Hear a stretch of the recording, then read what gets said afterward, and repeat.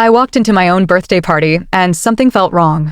No music, no laughter, just a room full of people sitting in a circle, staring at me like I was about to confess to something. That's when my mom stood up, smiled, and said, "We're all here because we care about you." Care. Yeah, right. Because the next words out of her mouth turned my birthday into an intervention. One by one, the people I trusted started talking, like they had rehearsed it. What they didn't know, I wasn't the one about to break. By the end of that night, 6 relationships were going to end. And none of them saw it coming. Birthdays in my family were always carefully planned. Everything had to look perfect, from the decorations to the guest list. My mom loved hosting, my dad loved playing the charming host, and my sister made sure everything looked good on camera. From the outside, we looked like one of those picture-perfect families. But behind all that, it was different. There were expectations, unspoken rules. Be successful, but in the way they define success. Be happy, but only if it looks right to others. And me? I never really fit into that version. I wasn't failing. I had a stable job, my own place, my own routine.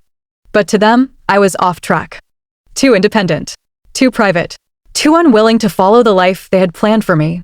Over time, the comments started stacking up. "You've changed. You're pushing people away. We're worried about you." At first, I tried to explain myself, tried to make them understand. But every conversation turned into the same thing, me defending my life, and them acting like I needed fixing. So eventually, I stopped explaining. I kept my distance, focused on my own life, my own peace. And honestly, things got quieter after that. Less drama, less pressure.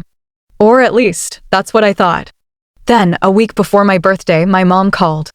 Her voice was unusually warm. "We're planning something small for you," she said. "Just family and a few close people." Something about it felt off. Too intentional. Too controlled. But I ignored it. Because a small part of me thought, maybe this time was different. Maybe this time, it was actually about me. Looking back now, that was my first mistake. The moment I walked in, I knew something was wrong. It wasn't just the silence. It was the way everyone looked at me. Not like guests at a birthday party, but like they were waiting for something. Waiting for me. There were no decorations. No music. No cake. Just chairs. Arranged in a circle. And people I didn't expect to see. My sister sat to the left, arms crossed, watching me closely. A couple of my close friends were there too, but they weren't smiling. They looked tense, avoiding eye contact. And then I saw her. My ex. That alone should have told me everything. Because there was no reason for her to be there. Not anymore. Not after how things ended. I stood there for a second, trying to process it all, when my mom stood up.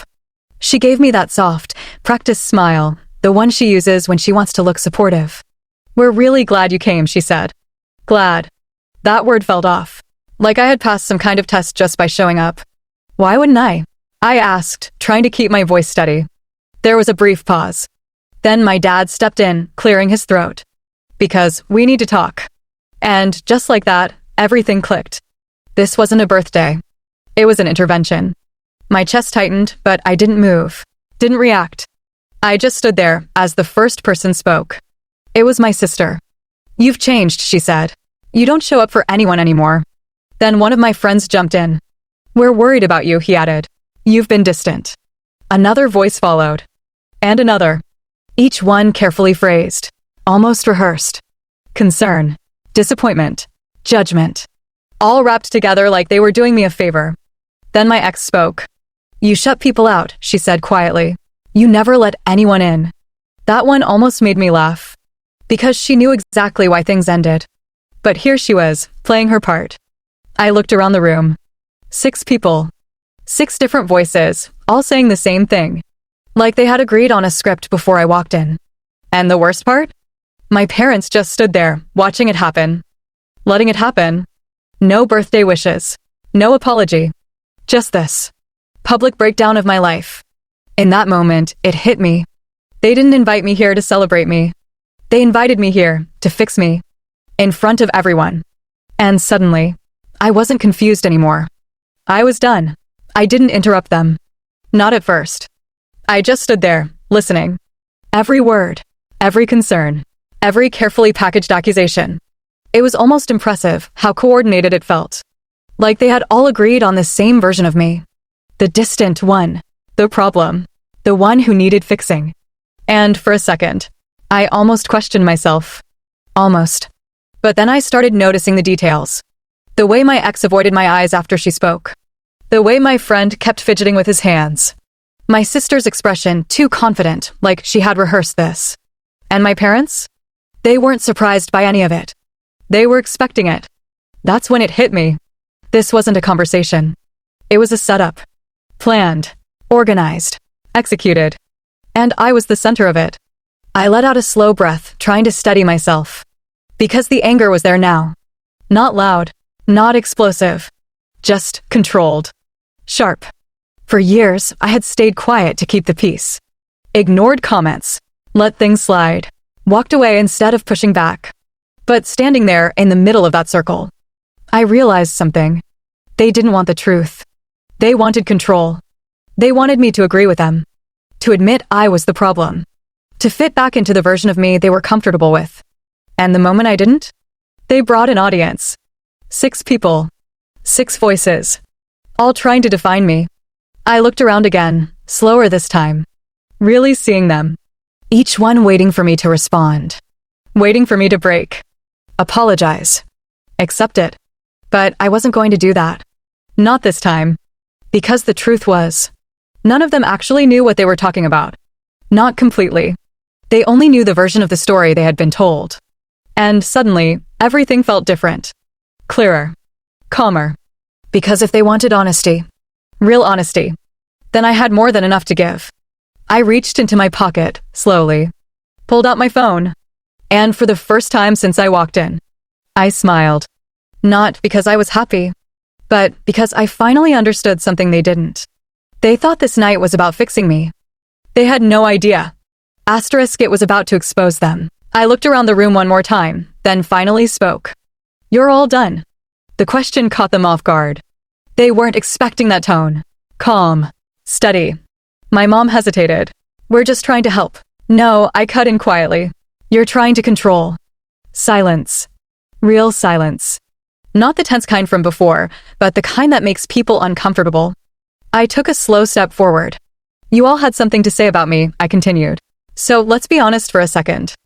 I pulled out my phone. Not rushed. Not dramatic. Just deliberate. You think I've been distant? I said, glancing at one of my friends. He nodded slightly, unsure.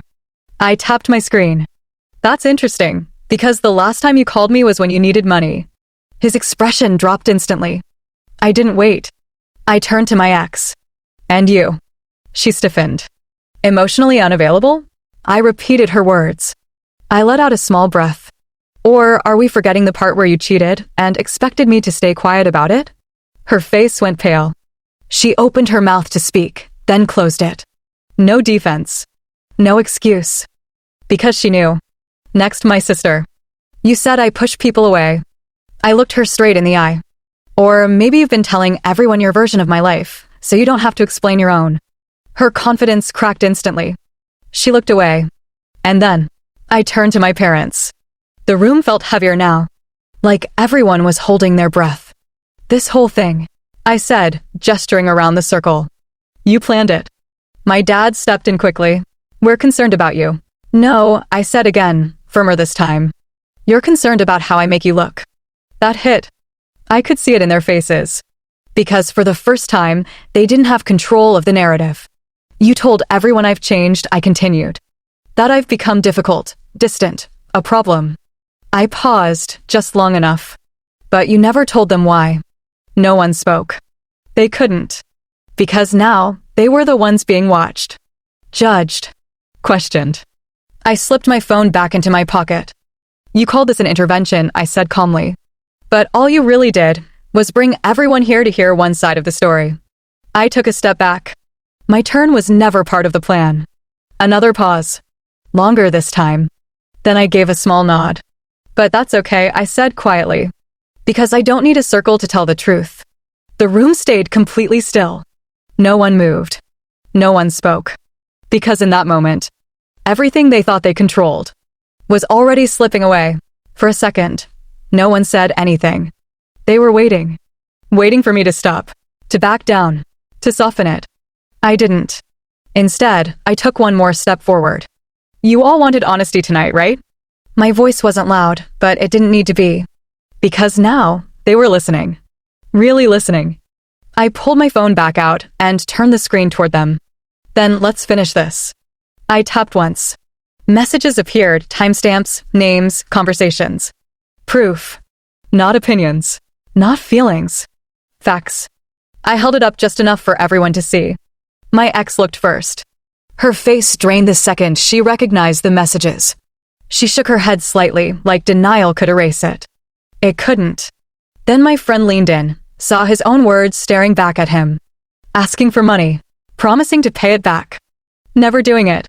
He stepped back immediately. Didn't say a word. My sister didn't even try to look at first. But when she did, her entire expression collapsed. Screenshots. Conversations. Things she said about me to people I trusted. Things she swore she never did. And then, my parents. I didn't rush it. I let them see everything. Slowly. Carefully. Because this part mattered.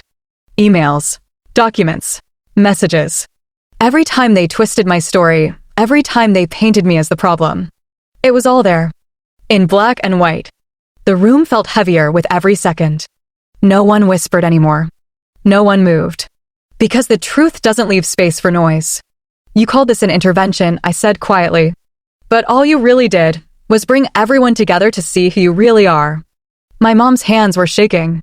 My dad looked like he was trying to find something, anything to say. But there was nothing left. No excuses. No control. Just silence. Heavy, undeniable silence. I lowered my phone slowly. Looked around the room one last time. 6 people. 6 relationships. All built on versions of the truth that no longer existed. You wanted to fix me, I said softly. I paused, just enough. But the only thing broken here, my eyes moved from one face to another, was never me. And just like that, everything fell apart. No one tried to stop me. That was the strangest part. For years, they always had something to say, some advice, some criticism, some version of who I was supposed to be.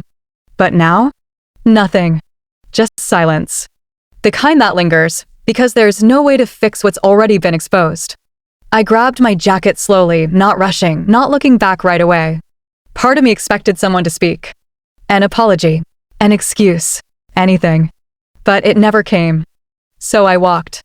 Step by step, past the same people who had just tried to break me down. And for the first time, they moved out of my way. Not out of respect, but because they didn't know where they stood anymore. 6 relationships. Gone. Not in a dramatic explosion, not with shouting or chaos.